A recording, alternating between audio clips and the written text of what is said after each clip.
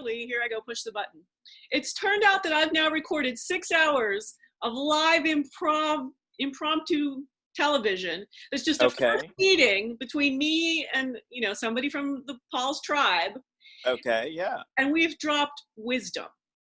That in conversations, things are happening that we can't stop talking about the virus, right? So I apologize for being 15 minutes late, but no, not at all. The previous conversation was with a woman in the UK. She's a physiotherapist. I'm a philosopher.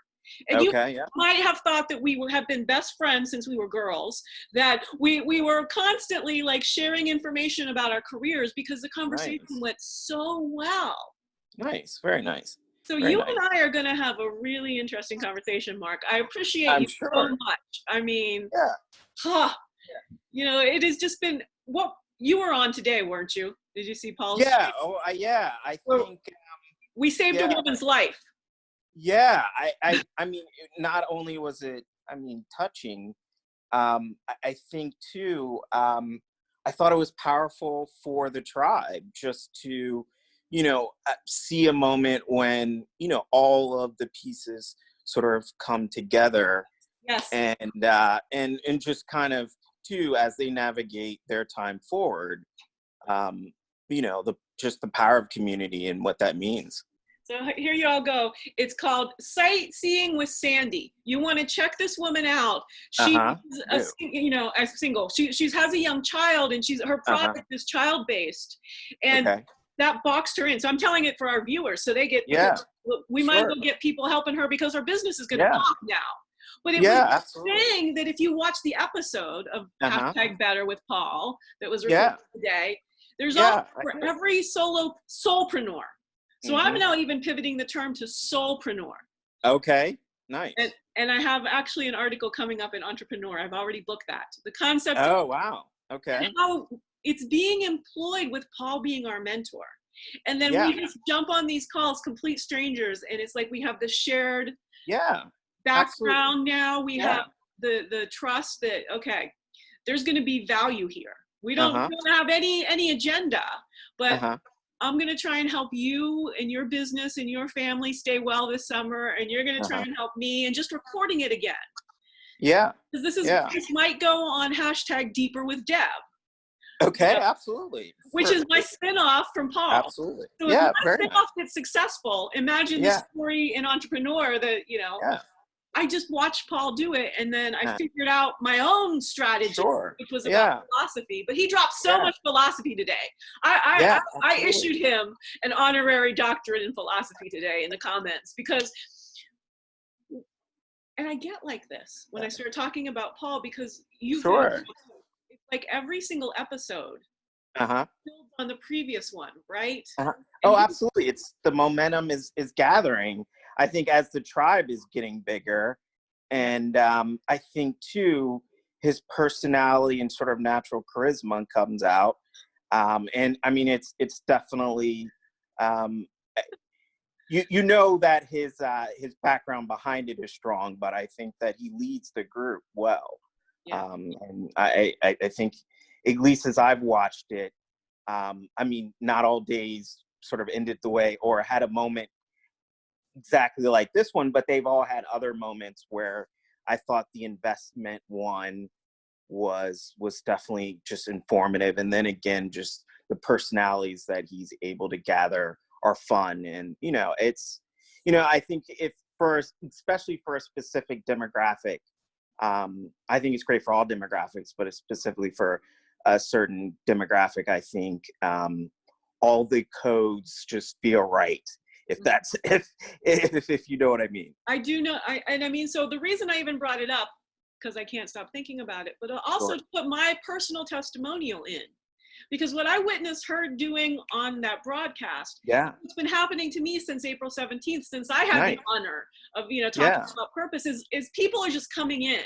And I haven't even like explicitly said what I need, but the right people are just kind of naturally happens. Yeah. And there ends up being a theme. There ends up being like a place where I've been stuck where the other person's stuck. And we talk it out intelligently with this shared lexicon, right, of going to the same university.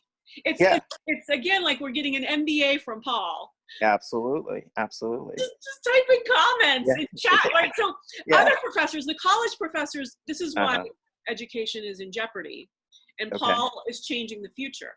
Yeah, absolutely. In college, we'd be scolded. If you and I were passing notes in class, we'd be scolded for establishing that relationship that might lead to a study date, that might lead to bringing together a few other people working on a co-project for extra credit.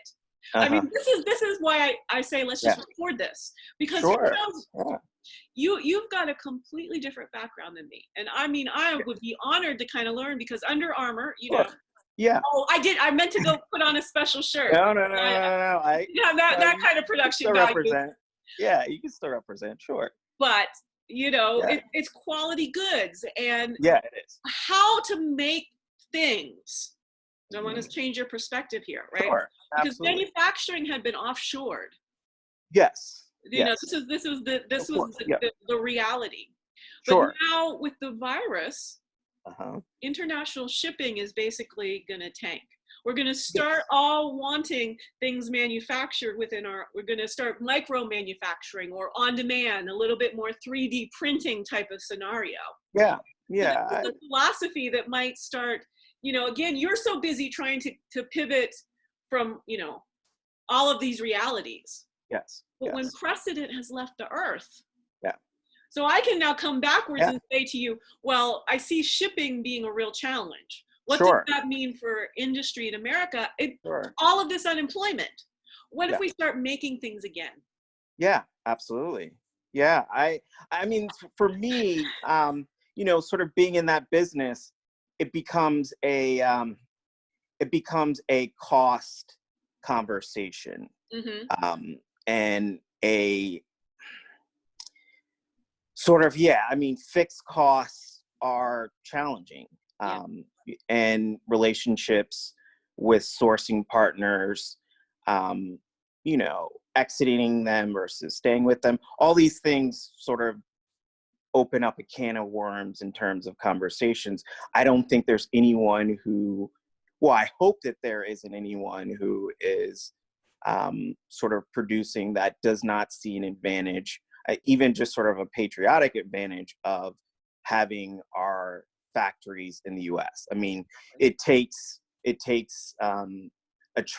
tremendous amount of the complexity, and then also, you know, super high variable costs out of the picture. So doing it here would have significant advantages. The challenge is most of our sourcing partners are sourcing partners because they have specific expertise and fixed operations somewhere, and creating those or re-engineering them in the US is just more of a cost and I think a time challenge. So I think that there is already some movement in that direction. And I think it could be, I think coronavirus is speeding everything up. I think with that, you know, you start considering how to make more relationships, not just in this country, but in this hemisphere. Right. You know, because you also have South America, you also have Haiti, you also have other places. Exactly. Is we can still have the offshore concept. It just doesn't need to go. Which is very closer. Yes. Yeah. I mean, and also, I mean, there is advantages in terms of also people that see. For me, I also kind of, one of my principles is kind of helping people. They're creating these facilities in those countries also is a benefit to those countries and their people there.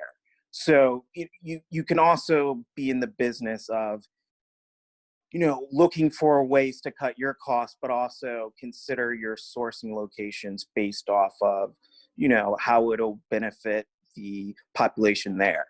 You know, as, you know, these countries continue to struggle, there is some benefit there. So look, you got all the logic, I'm gonna come with the love. So now let's look at this culturally. Now you're in a niche of a certain type of consumer where the people manufacturing have similar body types. I'm on Amazon. We're both, full-body humans here. I go on Amazon, I buy a 5X. It comes home and it's like the size of a washcloth. This is madness. This is absolute madness. That again, everything, mass fashion is just one body size, and then that creates societal pressure. Then women especially are just like, oh, I must be this size. Yeah, absolutely. That creates a mental illness. That again, we want to be healthy and fit, but this whole thing that's happened to women about body consciousness, it's because you've got an entirely different type of human making all of our clothes. When right in America, we're all it's become a complete trend that we're all and there's literally just one tiny swim lane over here of larger size clothes. There is such a market, market, my friend Mark. If you want to create your own business, because I will right here again. This is a URL. I will save this to YouTube, and we can decide if it's public or unlisted. Because it might be too valuable, or it might be, again, a good way. What I'm doing is basically getting investors. I'm putting out my capacity to think. My capacity to reinvent the clothing industry. That basically, I'll start getting people paying 7 figures to have a consultation with me. To do very nice. Well, I think your ability to not only interview but also expect. You seem to have done your homework enough to expect how I'm going to answer and then lead me. So I appreciate that too. Well, this is a great point, because this is starting to look like Mark and I had talking points and all these kinds of things. So it's based on what's on his LinkedIn profile and based on our interaction in the comment sections when we attend college lectures with Paul Carrick-Brunson. It is a very weak tie situation. This is precisely what I think philosophy does. When you come in a conversation philosophically, not judging each other with all of this mishigash of how Americans, we see Americans talking, and it's not like this. It's not just our brains. It's our passion. And we've narrowed the swim lane down into, things about human health that are both affecting and changing fashion. And absolutely. It's this both and, because cost is important. No company stays in business if they're not pricing things well and all this kind of stuff. Absolutely. But we've given away the human spirit. So now everything's off the rack. Everything is mass produced. It's this concept that you need to make 1 million units. Now we have the tech, and if we were rebuilding from scratch, you stop needing the scales of efficiency, and you go, I can make clothes for this type of body type. It's the exact same overall manufacturing cost. What you need is actually designers making clothes for larger bodies. What you need is a fabric sourcer who gives you more of a discount on volume. You see, it's not the same, but there's the exact same overall effect of optimizing your margins. You just look at what parts of the supply chain and what's important to your consumers. Now,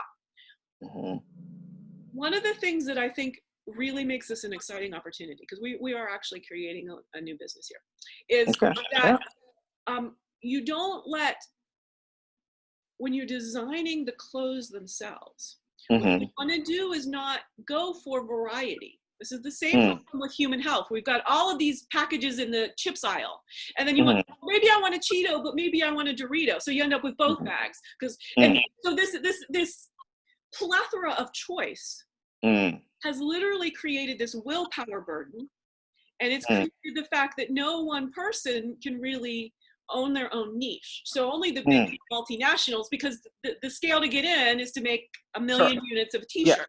But what humans want to be part of an exclusive group.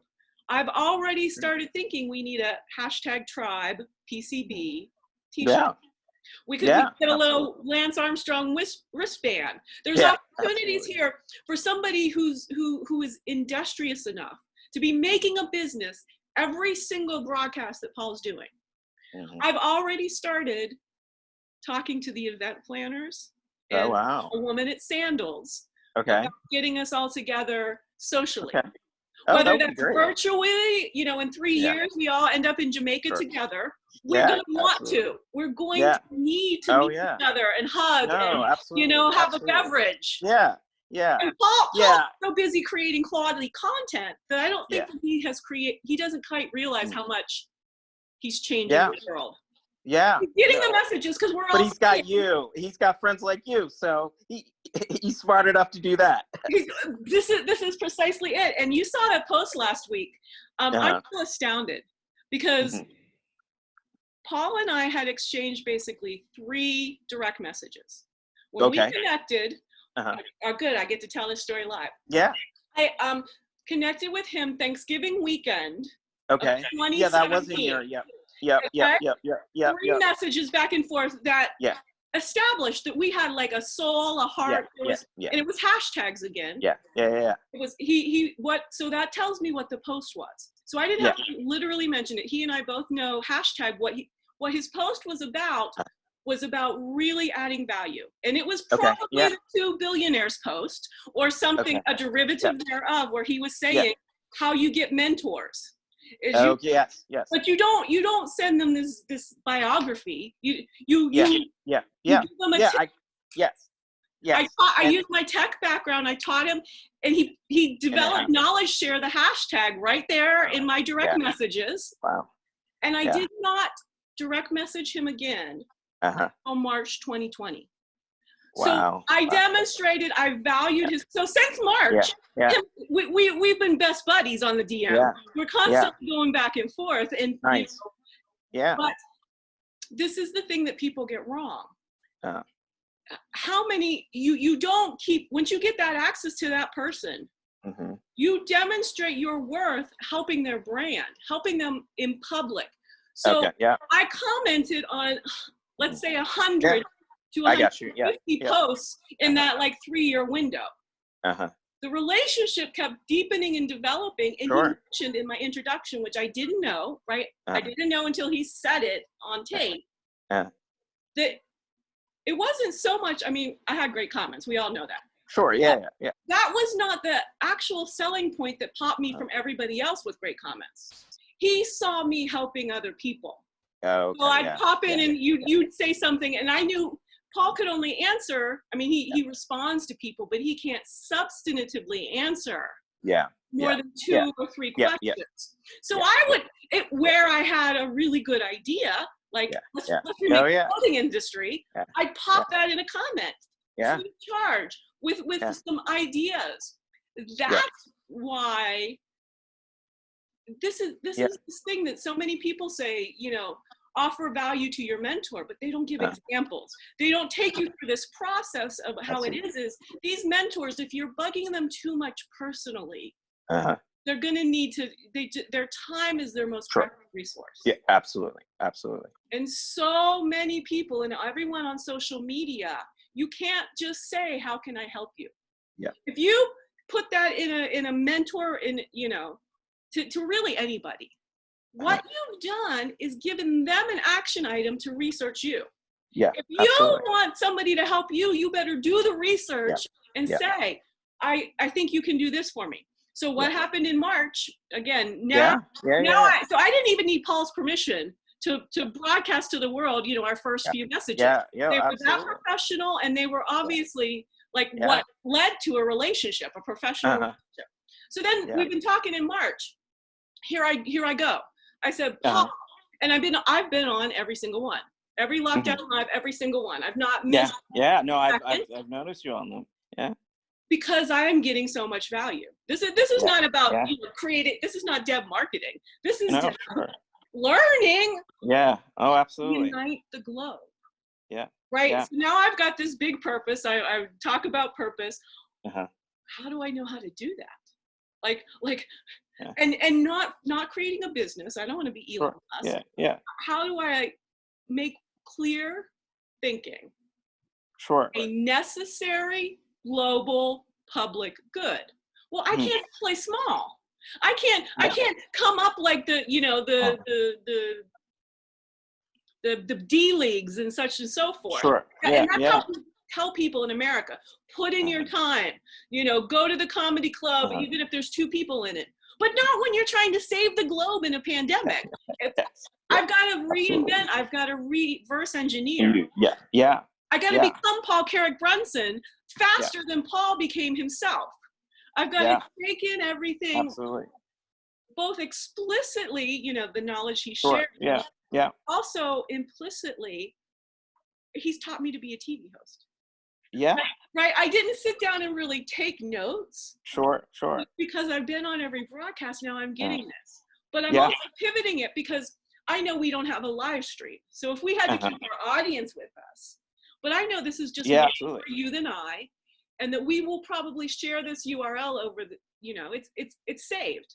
So we find 3 to 5 people and we want to be like, somebody wants to invest. And I say, I know a guy, you've got a clothing, you know, and he can, we send these, we build the testimonial. Okay. We don't have to waste the time in the future. We can just find the point in this discussion where we really talked about, you know, Chinese people have a different body type, and that really matters to your customers. At the cost level, it doesn't, but when you use the love and logic intertwined, your business becomes more robust. You can't do one or the other. You can't prioritize. You must keep circling back and forth. What do my customers love? How can I do that cheaply? Oh, but if that's too cheap, my customers won't love that. Which is what he said today in the mastermind. I love that concept of avatar. You can't have 2 lukewarm products. That is being bullied in the old school. The old school is we all have infinite time to hustle. We should all be having 4 side hustles. Now we're like teaching our kids in our spare time. You must be doing the one thing that you are so passionate about that every conversation comes back to it. You're just filling up notebooks. You're just learning how to evolve like the virus. The virus is adapting quickly. No, absolutely. So it's just so much. I find this exciting because it really is the skill of philosophy. The people who are sheep and they're numb and they're worried and they're scared, they're not going to hear the signal. But it's the only way. Mental fitness. It's creativity. It's joy. It's friendship. It's belonging. It's community. Absolutely. And so what you smiled, and I'm going to tell you because I think there's nothing but hope.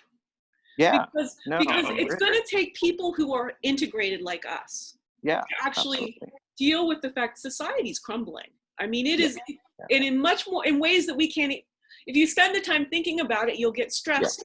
You go forward and say, okay, well, you know, you can't quit Under Armour at all. But how do you go, and what's that one thing that you in your personal passion can go, I'm now going to start making a business. And that's for everyone, all of us. Because as strong as the company is, we just like the virus, we don't know which companies have some sort of, you know, underlying condition that they go bankrupt. If Disney's already there, and I actually can RX Disney. This is philosophy made fresh today. Made fresh today, but it really makes sense. Disney is so fragile because they seem so strong because they're just a global brand, right? Everyone knows what they do. But how they go for their consumers is at their disposable, pleasurable income. And you need to be safe and secure in your world to go to an amusement park. You need to be in the kind of mood to take in Disney La La. If you're trying to understand what a virus is, or if you're suffering grief from, so basically it's actually the lack of joy is ultimately why Disney's fragile, because we're not going to have the mental space to consume their products at anywhere near the frequency. That's true. So it is that their model is so individual consumer based is the problem. Where the models come up and aggregate into what is necessary, what your clients must have to survive. These are the industries, and companies are going to have to pivot because everything in America, especially, was just you know, frivolous consumerism. So we don't know. I mean, it's because it's not just the product. The product is Under Armour out there like making masks with real tiny logos on the inside. Like again, saying the only reason we're doing this for the good, but if you pay a little bit more, we'll send a mask to this place, right? If there's flexible enough leaders to pivot, and you need, they only need to pivot 2 to 3% of the manufacturing to say making masks. But if they make them a fashion statement, again, maybe just, again, a nice green, a nice heart chopper green, right? I'm being all woo woo, but it's so practical. The green from Mother Earth, right? It's not. No, absolutely. And those masks help, they value signal that you've bought a mask for somebody else. So you spent your $5 on a mask, you bought your nice green one, and that means to somebody that you've bought a mask for a disadvantaged person, or sent it to a hospital, sent it to, a homeless population. This is, your company is a perfectly great example of how, as a philosopher, they really want to book a day with me. Any company that wants to succeed is going to see this and going to understand, as much as all, feminine and woo-woo, that's the only way you're going to survive, is to put life-centric decisions first. If you're not concerned with your customer's life, they're deserting you. And you will crumble. Agreed. Yeah, I had heard a quote the other day that kind of goes down those lines. Was a CMO, she had said that in terms of marketing, the why never changes, just the how. Just meaning that human needs will, it's that, yes, there's different problems, but what we are marketing to in terms of people, we kind of understand that and know that. It's just how we do it. Really is the thing that's dynamic. So it's I just feel very hopeful. Me too. Because it's going to end up that it's people like us that do our work with care. The ones who were in it just for the competition, for the dog eat dog, the survival of the fittest is really not what evolution is about. So I talk a lot. I've learned throughout all of this, so I appreciate it. Thank you. You brought a lot of value to my time. Evolutionary logic is just, you start to see it's inclusionary. Evolution, again, we like to judge. We like to say, well, why is this like crazy wing thing? And then all of a sudden, a gecko becomes an eagle. We're judging, what's this flappy thing? I got you. Lizard. This is how Homo sapiens have to start thinking. Is all of us matter. Every one of us has a really good idea. We can add value to each other in unexpected, unimaginable ways. This kind of you just did right now. So this kind of conversation is magic. Absolutely. I think if I was a man, I'd be trying to trademark it, or I'd be saying, I'm now this guru of this thing. But what I talked about in the last conversation was reversing Parkinson's disease with a physiotherapist. Now I'm here talking about clothing design. This is very soon, because of Paul, astutely, I'll be dialing back the public persona, because this is valuable and in the wrong hands. And so I've sort of I've peaked myself within like the first week of having my web series, because it's too valuable to just have random people be able to come and see this and do this. So sure. It's this interesting thing that philosophy is really powerful. No question. The clear thinking. So the other thing I've been doing today is I'm going to found the Wellbeing Philosophy Institute. So another one of my calls. Is that this, again, if I go big, if I get an investment in a nonprofit that is about global success as a species through clear thinking. That's the power of thought is I think again, mindfulness and yoga and all that has gone down the road of attempting to stay present, well-being through staying present. But I think at least finding a way to to allow people to consider how they're thinking and what sort of motivates their thought going in certain directions, I think could be meaningful for sure. Yeah. I've got some really good ideas about having it co-headquartered in Jamaica. Okay. I'm already to that point. Nice. I think that again, the information we got last Friday, that as I'm taking all of the software consultant, the payroll consultant, is taking all her analytical notes. She's like, this opportunity is really very robust to have, again, a collaboration. So it's not just this U.S. nonprofit, you know, I mean, I'm kind of here, I have my little thing, but to really want to say, let's start it in Jamaica. Let's use this network that Paul Carrick-Brunson has already created. Yeah, absolutely. Instead of me, you know, if I was to try, as somebody, again, who was a software consultant, so to build a nonprofit, to find an investor, an angel investor, do that infrastructure in America, this is years it might take me. Absolutely. Yeah, you know, trying to also keep a roof over my head. And of course. The hustle of America. Absolutely. Well, here I am with basically the framework in Jamaica. Yeah. And again, if you go back and watch in my comments, I'm always saying, today I was like seeking, you know, laser focused business partner. Because again, I want to be this creative thing. I want to do this broadcast, these interviews, conversation.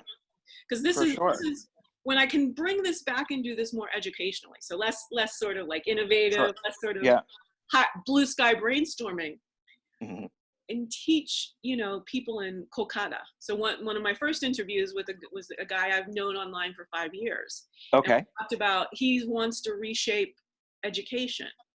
Yeah. So here I am trying to help solopreneurs and adults go get the money so they can care for their kids while there's somebody who's in my immediate network looking to re-educate the kids, because they certainly can't do memorization. We can't teach kids about, you know, scoring a 97 on a test, memorizing facts about history.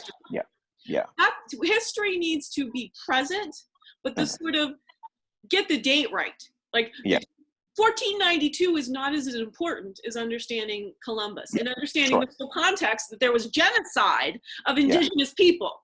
Right, you got to dial back into like the crucial bits about Columbus founding America are what we didn't used to talk about. And that is a crucial lesson. That we are being forced to remake our world. It cannot be exclusionary. It cannot follow the Constitution, which said all men are equal, and then it's but not women. Oh, but not people with different. No, we can't have that continue. No question. One has to be education. Absolutely. Well, I mean, I think a lot of people's well-meaning hope is that being forced to consider, people on a large scale being forced to consider their life on a daily basis, hopefully potentially leads to more empathy of others. You hope after that, but you know, that's a hope, that's a wish. We'll see if that in fact happens. But, you know, I think many people at least hope that, you know, what will come of this is a realization that, you know, relationships, you know, people, they're important because something that comes, you know, in a flash can do so much damage as it has, you know, on a global scale. And people who are just here are gone, you know, so it's you know, it's both the best of times and the worst of times, and that is up to each individual which direction they want to face. Sure, absolutely. No question. So look, anything like how can I add some value like to what you might have conceived we might have talked about, as far as, you know, do you have viral questions? And well, I am very much so, I come from a family that has always been very interested in education. My grandmother had a PhD in education. My brother is a professor, has been a professor in a couple of places. So my interest still is in, truthfully, all children, but also underserved, underprivileged brown and black children, and just underserved children in general. The reason why I was interested in Sharmika was I have at least the inclination that traveling within specific ages in development can be very motivational for children, and I think could be an additive that sort of brings them outside of themselves and sees the world as more of a possibility than just their immediate place where they're from. It is true. So, I'd be interested in, I have my own thoughts on that, and, and want to build out a framework that provides that service. So, I think you'd be an excellent person to consult with about, and that's why I also was interested in Sharmika's full name, because there's obviously synergies and, books versus, building out a, structure that does something like that. So I see it so clearly. And, PCB has put up a video about when he and Kingston and Liam were in Romania, I think. Okay. About them standing out. And the model that he has about those boys really could be president, and in the like best possible could be president because of the dynamic of everything they've been exposed to. Yeah, absolutely. While they have clearly, Paul works his time. When he's professional, he is, but we can see that he has blocked off time for those children. Yeah, that's awesome. And his wife and the family, man. Did you see yesterday? He put up a picture of his mom and Jill looking identical. Go to Twitter. Okay, I will. Yeah. Follow me at Insights Occur, because Paul and I also now talk on Twitter. So I do I actually can spend more time interacting with him on Twitter than on LinkedIn now, because now because he's getting probably so many, and it's not it's that if you think about, any message you send to him is going to be pushed down the queue by like 100 messages. So it's really not everyone in the tribe. It's we're competing against each other for Paul's resources. If he could, he would be talking to all of us. But this is how we solve that problem. If we can all kind of so I want to get a FAQ together for the tribe and start a hashtag. You're the man. Happy to. You actually do a post, but it should be hashtag tribe PCB. Okay. Yeah. You might want PCB to be something different, but if we use tribe first, and it's nice and short, and I would capitalize, the T, and then capitalize PCB. This can be this shortcut signal that all of us can start putting in connection requests. So instead of it's like absolutely. And then we can start actually drawing each other to each other's posts specifically. So if I'm, because me, so I'm sharing the Atlantic articles, I'm doing absolutely. But if I'm doing something about Paul, like about a TA session about what I learned from Paul, and this is how I evolved my business, and now you can come pay me $5,000 for a strategy session. In the comments. But the way it works on LinkedIn is you can't go click and go back to the comments. You have to turn the broadcast on and wait for the comments to come up. So I've been talking to LinkedIn about enhancements because, LinkedIn is the right platform. Absolutely. These StreamYard should work like this. And it doesn't. It's these challenges. So if I'm writing a post to follow up on a comment where I had an idea, I'm going to put, because of everything I learned financially last Friday, Wellbeing Philosophy Institute is going to be founded in Jamaica. Then I can go write a post, do hashtag try PCB, and follow on. Here's this idea. Of course, first, I'm not ready for somebody to write a check. I now need to know somebody who knows how to make an entity in Jamaica. I need a little bit more information before I can even say, well, I would need 50 grand or 100 grand because I'm going to hire a managing director in country. This is again back to what Paul's trying to do. We're getting each other jobs by creating them.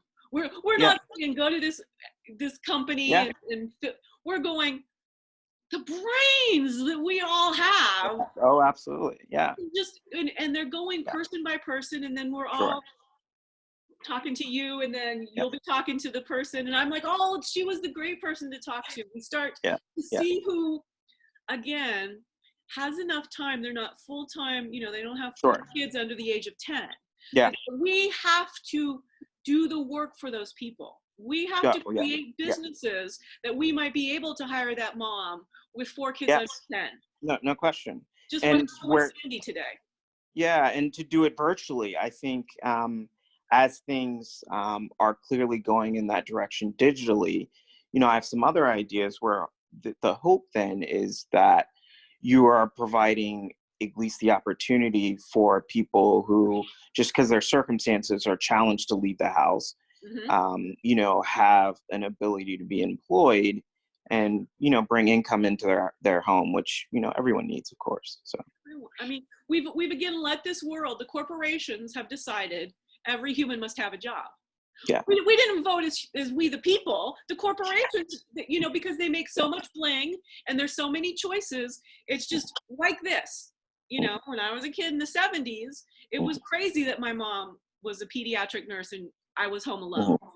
Like she, there was happening just 40 years ago, and now every woman is required to be working and doing a side hustle and somehow managing to have all the household clean and fed and this is question. why we have so much chronic disease. We've pushed each individual far too far in the 24 hours because the tech keeps going and the amount of goods and everyone's, again, I really admire what Paul said about, the thing your customer must buy. But yet this is part of what's contributing to this consumerist dilemma. And so you really must be in your own heart about that product or service or whatever. If you're doing it just because, okay, I see I can make myself $200,000 a year, there's not as much of the love. And then you've got 10 people in a city the size of Seattle doing the exact same life coaching. Now they're all competitors because they've been told to market into a broader niche. But they're not in their heart or their passion. They're going to fail. They're not going to be able to get the attention. So only one of those 10. But the thing is the other 9 people really wanted to do something different. Again, you can imagine the amount of bullying I've gotten saying I want to be a philosopher. People, how are you going to make money out of that? This has been what I've been told since I was 17 years old and I declared my major. How are you going to make money with that? Well, I didn't do that well. Old world. I figured out. I became a software. I knew how to pivot. Sure. But I wasn't able to generate wealth in employing other people. Like that's what I care about now. I don't care if I make $1 billion, but I want to enable 1 billion people. See how to create their own job wealth. Sure. Right. So that's this big vision, and I'll be taken care of, right? Yeah. I'm sorry, I have cats, so occasionally they demand my attention. So sorry. And there's probably an actual message there. So I have a dog. Okay. And cats especially, we're mammalian cousins. And they really know our emotions. So there was something there where your energy was just so attractive. The kitty's just like, I'm just going to come through because he's happy. He's having fun. Typically, maybe, work conversations, you're giving a different vibe. Now, here you are just in the sort of hope, inspiration, who knows what this possibility, we've got that possibility. We're not like stressed and pressured. Like, okay, you do this for me, Mark, on this day, and I'll do it. We might not be able to talk now for 2-3 weeks because of the virus. Maybe somebody in our family gets sick or something, and so we know where this is. We know that the trust is there, and there'll be that idea where it's like, I must message him. I'll just say I know this is crazy, but here's this person, and they need things made in America. I don't know if it's what really your own thing, but talk to them and let's see. Yeah. Because manufacturing in America is an industry on the rise. Yeah. Yeah. Definitely. Again, Definitely. the popular sheep aren't thinking about this. Yeah. They're thinking that actually manufacturing will disappear entirely and we'll all become knowledge workers. But we still need to brush our teeth. Somebody's got to be making toothbrushes. And I know the company that does, Radius. They're in the Philly rural area. It's a company called Radius. They actually got founded in the Caribbean. I think it was. Oh, really? They don't have Caribbean founders, Caribbean heritage, but the founders themselves apparently were in the Bahamas, if I'm somewhere on a vacation, and they credit there's something about the islands that is both about enjoying being human and doing good work. You know, there's whereas in America we're all just forced into cubicle captivity. Yeah. But you have to have pleasure. You have to be able to have a patty every now and again. You have to have the rum and the you know. Yeah. If your human body isn't happy, if it's stressed, if you're getting carpal tunnel syndrome because you don't move, and you have colleagues who don't respect you, and then you have a boss who is shouting at you. There goes human productivity. Yeah, no question. Yeah. Definitely. We've built a very fragile system. Yeah, definitely.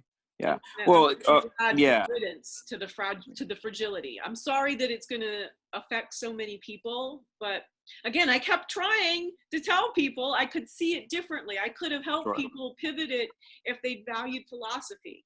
Now, the virus has done me a solid. It's really upped the necessity for complex, clear, critical, creative, and human-based. Human-based, life-centric decisions, because keep people alive. Yeah, they'll start wanting to pay you money. If you're killing your customers, even inadvertently, if you're again, how do we conceive of amusement parks? Why is Disney in Shanghai opening right now? Yeah, well, it's revenue, and and it's the weak humans. So if you're so weak that you must go out to an amusement park and stand 6 feet away, if you are so uncomfortable being at home with yourself, and again, family, so there's family abuse, we've got this big problem that we weren't addressing, that the dislove within, home. Yeah, when Paul put that out, that was, that hurts, because people, this is a time where people can certainly come together, but unfortunately, in a lot of cases, they're forced to be together to the point where it exposes the worst of them. So that was tough. And I'm again, I'm such a philosopher about this, because men need to be held accountable. Oh, no question. But where most women stop there and go in their feelings, I want to say the men are like that because of the economic reality of America. Many can not turn that way, but in America, when you're got that pressure keg of, again, your boss yelling and screaming at you, your colleague disrespecting you, and you don't have time to go appropriately express masculinity, it comes out and because very few men are actually choosing to be violent with their family, and they want to stop. Is this whole pattern of they can't believe it's happened. That's the bulk of what's happening. Is men are not evil, and when we stop at that first question or that first response, I love men. I mean, but we've made it difficult for men to be men in America. To some degree, but I still, I personal accountability to some degree, and and I guess for me, I think of all behaviors, I'm just challenged with male violence, just personally, and I think that's just a visceral thing for me. It brings about certain things, and of course, situations, drive all kinds of things that we wish didn't occur. So, you have to understand that too. It's to me, the question is, if we don't talk about it as a society, how our culture or the way we organize work is contributing to this. Because again, every man will be, you know, held accountable for that action. Sure. But we clearly, it is not just a random, you know, what do we have? Like 40 serial killers, you know, is a random, complete abnormality. But domestic violence is too prevalent to put it's all just about the individual. Sure. And again, many times people will say they didn't see it. Person after person, neighbor after cousin after, you know, this, I want to go, let's start seeing it. Let's start diffusing it earlier in the process, which is again where I can't. Can I just walk up to a man who I see starting to get ready and I walk up, but you can quietly and subtly see that man hitting his point. Where if you just go, come on, jog with me. Just for even a minute to just jog away from where, you know, the encounter, let's say, over at the store now about the mask and can't, you know, his credit card's not working and a guy's getting, more, you know, and when you step it, because it's just those simple things. Because again, we know the stories about somebody smiling at somebody on a bus and they didn't commit suicide. We need to use those stories and remember that that's each of us when we're going out here. Because now it's like we're in Russia of the 70s. We're going to go out, things are not going to be in stock. People will have spent 2 hours standing in line trying to go buy orange juice. This creates stress in weak people. It creates stress in people whose financial stability, they've worked 60 hours a week for 10 years and they had not a single month's cushion. That is not an individual's problem. We keep saying, oh, they don't have financial planning. There's some of that. But that is literally, work is so underpaid in America. No question. That we've created this fragility in our own country. If you work 40 hours a week, even if it's at McDonald's, you better be able to, if you're an adult, keep a roof over your head and pay for your car note, and it doesn't happen. So again, this person now basically is constantly living a life where they feel threatened.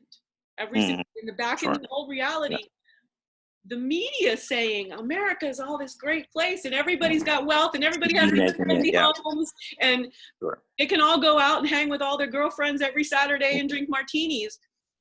That's 20% of America. Other 80% of America who we don't see on TV do not live those lives. Agreed. And it's the economic system. If we keep holding individuals, because some of us are so well that we figured out how to manage that old system and thrive a little bit. It's now my responsibility to say, it took a superwoman effort. It took an incredible redheaded She-Hulk effort to accomplish that, which kept me from having a family, which made me vulnerable to chronic disease, which made me end up having more financial stress than anybody else that I've seen. And I'm just like, if I focus my thought on that, I'm not creating the Wellbeing Philosophy Institute. So I focus myself over here on this grand vision. And if Amex wants to decimate my credit from some random review in the time of Corona, watch me stand on stage and talk about them. So now, I'm not supposed to be able to order, you know, food off of Amazon because y'all just randomly go, no, she pays on time. She's never not paid on time. But she hasn't used all this room for so long. So they halved my credit last year simply because I hadn't used it. Because they wanted their margins. They wanted to not have. So they took away half of my credit simply because, as a good consumer, I wasn't overbuying. So they just didn't want that liability on their books. They decimated my ability to, again, you know, go to a big conference or perhaps, you know, I needed to travel to. So let's say, you know, I needed to travel to, you know, Jamaica and London to go to a couple conferences. By the time you add up hotel rooms and flights and the conference fees, I needed that $8,000. I needed that sitting there because as a businesswoman, I'd make sure I could pay for it in the near future. That went away. So then March, yeah, like the first week of March, they come back to me and they say, we need to know how much you make. Send us copies of your bank statements. I've never seen this before. They have a brand new policy where they're now trying to determine who should be credit worthy. Well, they've changed that's not how it used to work in my day. Yeah. I earned that credit, that amount of credit, and as long as I pay on time, I should continue to have that amount of credit worthiness. No, they're now decimating people. This is again why we're not seeing how corporate overseers, they're killing people. They're absolutely killing people. Because now I can't even go fight them. Because what am I going to do? I'm going to be on the phone for an hour, 90 minutes, waiting to even talk to somebody? Because every American is now having to negotiate every bill they can't pay because nobody has a job. Yeah, true. That we have the president we don't have. That this guy, that there's no leadership, that we're not going, lights have to stay on. Internet access cannot be cut off. This needs to be a by the country sort of decision. Because now it's, again, every American for themselves. As with every single creditor, your mortgage, your car payments, all of your visas. This could be, again, as it escalates over the summer, you might need to take one whole day a week to try and call everybody and say, I'm going to get to you in another month. I'm going to get to you. Sure. This can't be happening. Sure. I mean, again, how are we supposed to care for the kids? The kids are, we're going, each American adult now has so many more responsibilities in very life crucial places that we have to have leadership in this country. No question. Something about the financial stress. Yeah, agreed. No, agreed. I think some of it is definitely sort of encouraging people to see their life differently, which speaks to thought. But I think consumerism is, it's hard for me to think that it's not sort of here to stay, because historically, it's always, the economy has been driven by consumption and from the beginning of time. So, I think there's room to for people to pivot and see their lives, see the meaning in their lives a little differently. But I think consumerism is definitely not just a philosophy, but kind of ingrained, and especially people in the Western world, largely, at least. Well, so there's a lot to unpack there, because corporate law started in Delaware 130 years ago. So there's this indelible thing that this phase of consumerism, from corporations getting started to now, has went poisonous and toxic. Industrialization, factory farming, so from Ford. So then there's a few years of just corporate law, and then we get the assembly line. And somewhere in there, and the world wars had a lot to do with this, we started treating humans as widgets, as assembly line creatures. We started seeing work as something you do repetitively.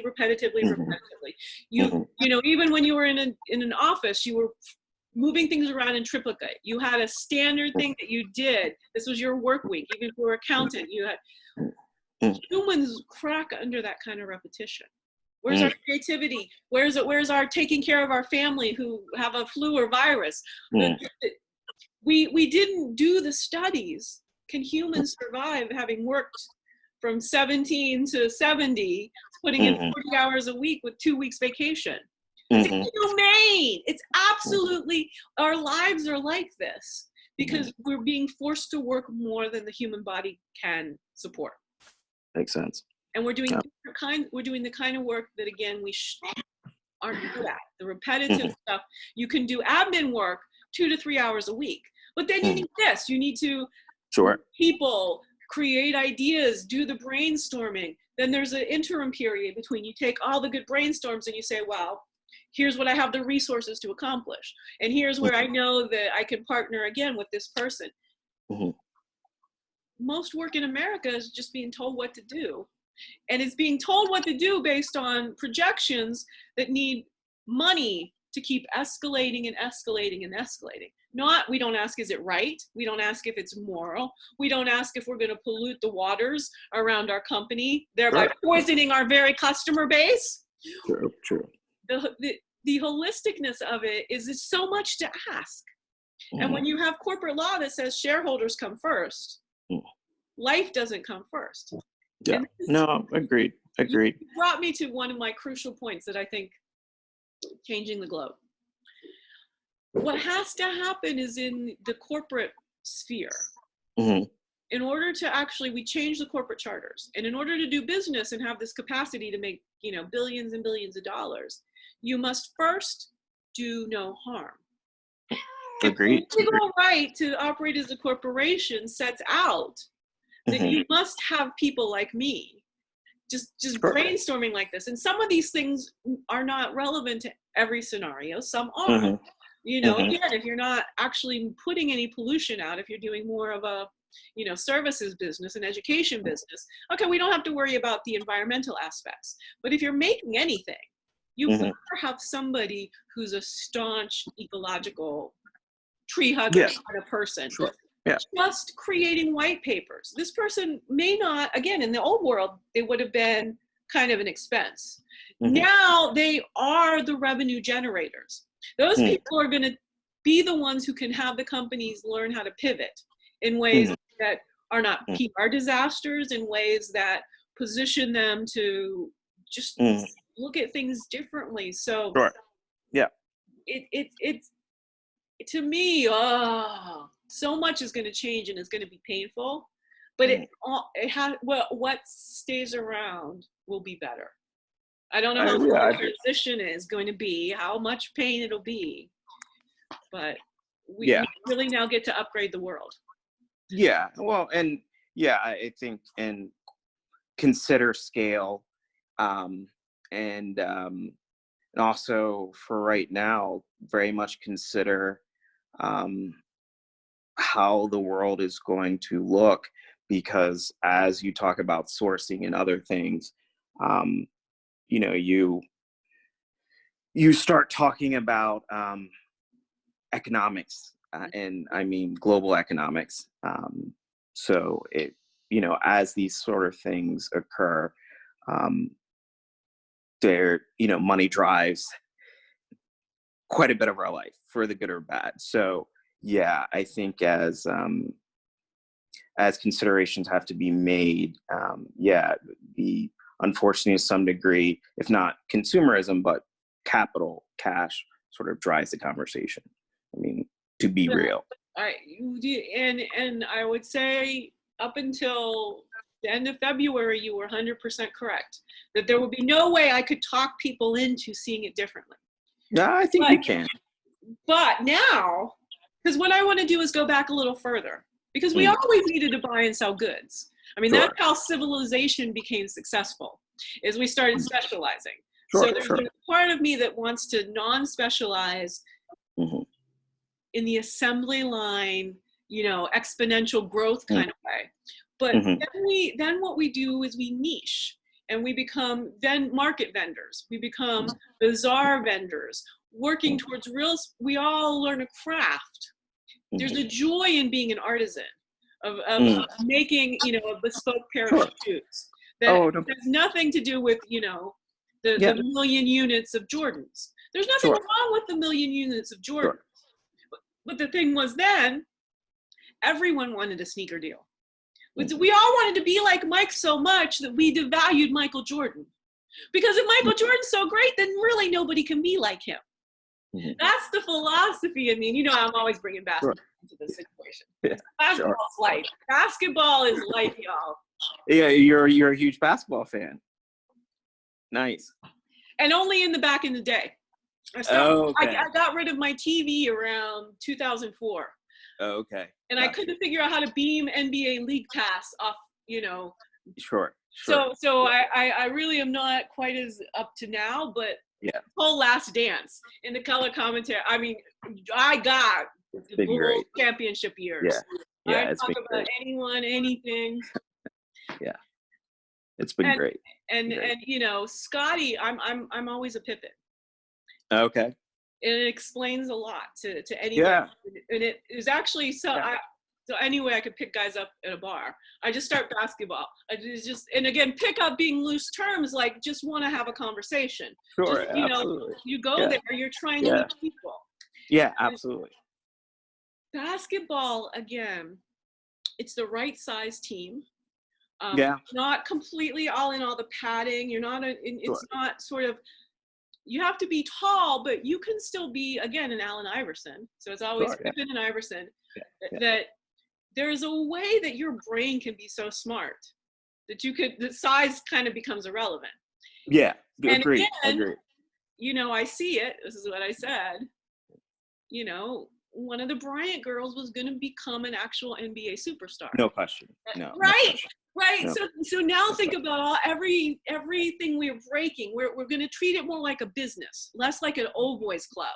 We're going to really, and the perversion ways dial down, and you know, the locker rooms now, instead of, you know, female reporters having to be hazed and having, sure, it can become a place where really it is, you know, sure. There's a communal sort of airport lounge where the players congregate, that the reporters come, that's not separated into genders. That makes the endeavor more professional overall. Oh, no question. It really does. No question. Yeah. Well, I agreed. I think that one part of it you can't ever completely get away from, because humans are humans. But I think the making sure that you see the benefit of true equality in terms of, you know, growing the two leagues. I think that Kobe's presence and, you know, his legacy will also be, of course, his daughters, and you know, the time that he clearly has put in to, you know, helping them, and, you know, the young ladies that, you know, they were friends with grow as basketball players. And he believed in the league so much. Is really meaningful. And for myself, you know, I consider my you know, one of the closest children to me is my niece, who wants to be a basketball player in the future. So it touches you in a lot of different ways, you know, all of it. So yeah, I mean, we've hit the historical point now where you don't just get to dream to be a basketball wife. You can be a basketball. Start to dream to, and again, not just, you know, this side hustle, the WNBA. You know, they're all getting their master's degrees, knowing that this is not really a profession, because that is, again, the skill of thinking that comes from playing basketball. The constant pivot, the constant body and mind, the fastness of basketball is what I think I admire more than the other sports. Is that because that's mental fitness, you see. We look at it solely as the physical fitness, but the mental fitness of basketball is, I was just thinking, I always, my favorite play,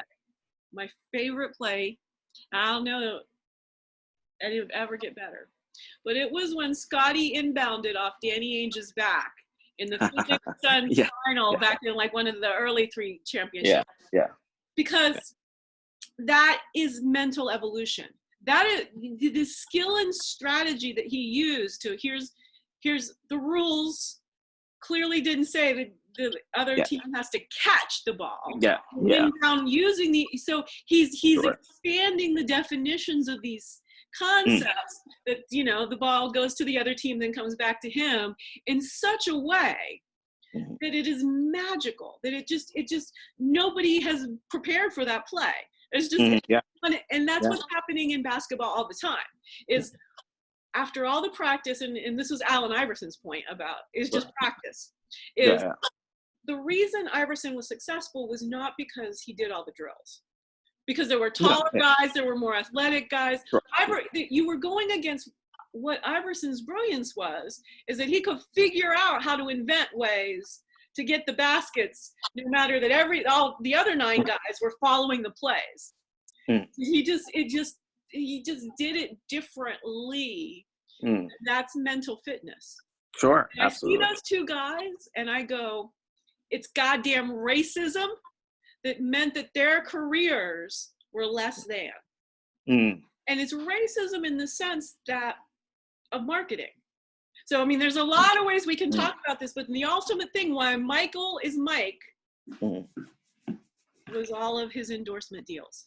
Yeah, but no question. Acceptance by the general average American public was based on his ability to perform.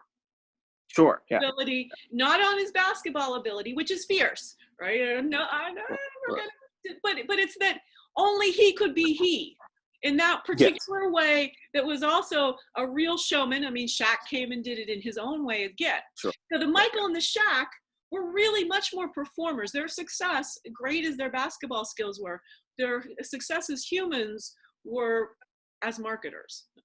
Whereas you've got a Kobe and a Scottie and an AI, and their basketball game is fiercer in the sort of really pushing the boundaries, really inventing. But they were so enmeshed in the glove of the game was their drive. Yeah. And there's nothing, right? Again, no judgment, no right or wrong. I'm saying here are your types. You have your leader type, your show person type, the lead singer in the music analogy, and then you have your drummers and your bassists who can actually the more we look at these things, jazz music is life. Oh yeah, absolutely. Yeah, jazz being able to improvise on the fly and yet still find a way to be in the pitch and the sort of key that everyone else is pretty extraordinary. No question. There is basketball right there. Sure. So I'm going to turn on like the flashing neon signs. Guess what? So right now, basically it's all been either the PCB tribe or people who I've known on LinkedIn for a few years. I got a message on Mother's Day. I tweeted a Grammy-nominated jazz pianist, Taylor Icey, and he says he's interested in being on Deeper with Deb. Oh, that's awesome. I'm about to actually have like a stranger, a jazz musician. Very nice. Do a conversation like that. Very cool. Very cool. So it's very cool. It's again like if we had said, oh, let's talk about these topics. Look at how much fun this has been. What haven't we talked about? Anything that you want to talk about? What do we got? I'm kind of good on time, but do you need to monitor your time? Yeah, actually, I've got to. Why you see movement in the background? I've got to feed my cats before they kill each other. And do a couple other things. But this is the second show of 6 that has been ended early because of pets. So I support this message. Pets matter. It was lovely talking to you, Mark. It was. And we'll be DMing and commenting and hashtagging togetger. Triple threats we are. Be putting out the tribe hashtag out there for sure. I appreciate you taking that over. I'll be participating, but I think you can even make the signal louder than I can. So because again, it's about other people adopting it. It becomes more useful when people understand what it's about. Of course, and then it truly becomes a tribe. So awesome. You be well, and we'll be talking. You too. All right. Absolutely. Take care of yourself.